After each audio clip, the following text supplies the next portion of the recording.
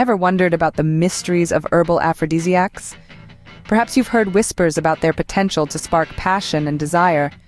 Today, we dive into the enchanting world of these potent plants and reveal a step-by-step guide on how to prepare your very own herbal aphrodisiac. Now, the star of our show is a plant known as Damiana, a wild shrub that grows in Mexico, Central America, and the West Indies. For centuries, people have been using Damiana for its aphrodisiac properties, and today, you will learn how to harness this power in your own kitchen. First, you need to get your hands on some Damiana leaves. You can find these in health food stores or online. Once you've sourced your leaves, you'll need to dry them out completely. This can be done by leaving them in a warm, dry, and dark place for about 2 weeks. Now comes the brewing. You'll need a pot, some water, and your dried Damiana leaves. Pour 2 cups of water into the pot and bring it to a boil. Once boiling, add a handful of your dried Damiana leaves. Then reduce the heat and let the mixture simmer for about 20 minutes. As the leaves simmer, they'll release their potent compounds into the water, creating a powerful Damiana tea.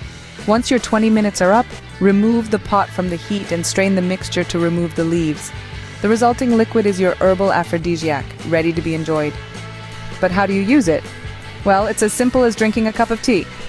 Pour your Damiana brew into a mug, perhaps add a spoonful of honey for taste, and sip away. It's recommended to enjoy this potent brew about an hour before you're planning to ignite that spark of passion. In summary, preparing a herbal aphrodisiac is as simple as sourcing some Damiana leaves, drying them, brewing them into a tea, and then enjoying the resulting brew.